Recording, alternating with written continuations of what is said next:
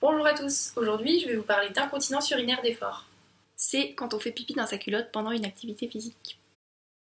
Donc pour ceux qui ne me connaissent pas, je m'appelle Marie Bouchard, je fais de la course à pied en compétition et je suis aussi étudiante en médecine. Il y a deux types d'incontinence urinaire. Il y a l'incontinence urinaire par urgenturie qui correspond à un besoin urgent d'aller uriner et c'est une hyperactivité de la vessie en fait.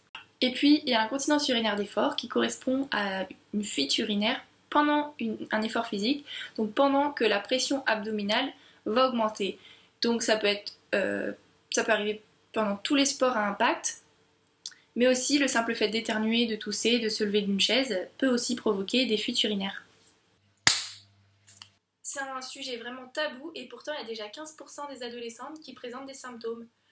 Donc tous les sports sont concernés, surtout les sports à impact comme la gym, la course à pied, le trampoline et les sports à faible impact comme le golf incluent aussi parfois des exercices de musculation dans leur préparation, ce qui peut causer des incontinences urinaires d'effort aussi. C'est pour ça qu'il ne faut pas hésiter à en parler à un professionnel de la santé, kiné, médecin du sport, même à votre entraîneur parce qu'il pourra adapter les exercices. Et puis dans votre entourage, il ne faut pas hésiter à en parler parce que vous n'êtes certainement pas les seuls. Les femmes sont concernées en majorité, mais les hommes sont aussi concernés, surtout pendant les efforts longs.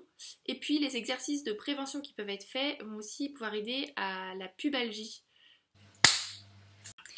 Le périnée, c'est un ensemble de muscles qui forment comme un hamac au niveau inférieur de la cavité abdominale. Ça correspond au plancher pelvien. Et ça va renforcer les sphincters de l'urètre qui permettent donc à l'urine de ne pas couler. Mais si la pression abdominale est trop forte, eh ben il va y avoir des fuites.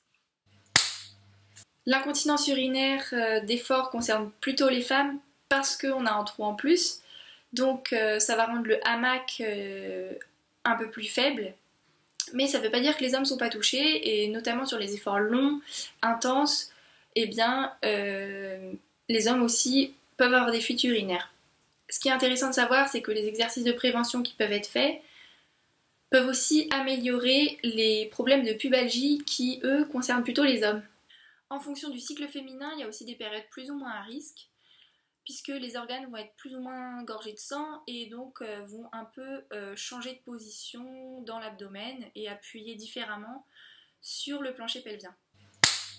Si vous avez des fuites urinaires, il ne faut pas hésiter à en parler parce que vous allez pouvoir être orienté vers des professionnels qui ont été formés à ça et qui vont pouvoir vous faire un bilan périnéal, respiratoire, postural et qui vont pouvoir vous apprendre à contrôler les muscles du périnée et vous proposer des exercices que vous pourrez faire en prévention qui pourront améliorer vos symptômes.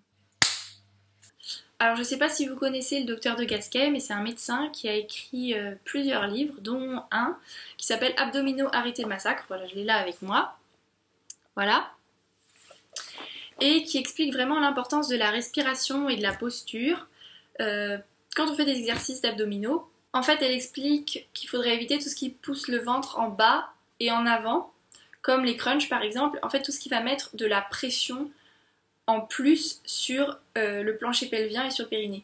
Elle explique que les abdominaux qui sont les plus importants à travailler, ce ne sont pas les grands droits et les tablettes de chocolat, mais les obliques et les transverses qui vont vraiment gainer et permettre d'avoir un ventre plat.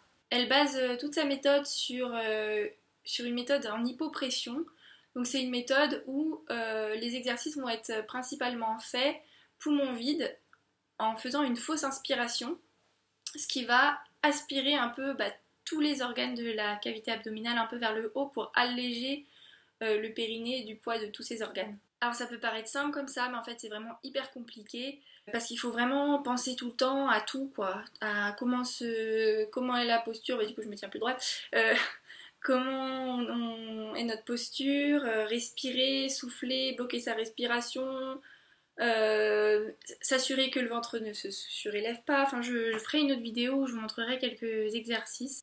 Il faudrait en fait faire les exercices de prévention avant d'avoir des symptômes parce que c'est vrai que le docteur de Gasquet en tout cas dit qu'une fois que les symptômes sont apparus, et bien c'est beaucoup plus difficile de faire marche arrière. Voilà, j'espère que cette petite vidéo vous a plu. À bientôt!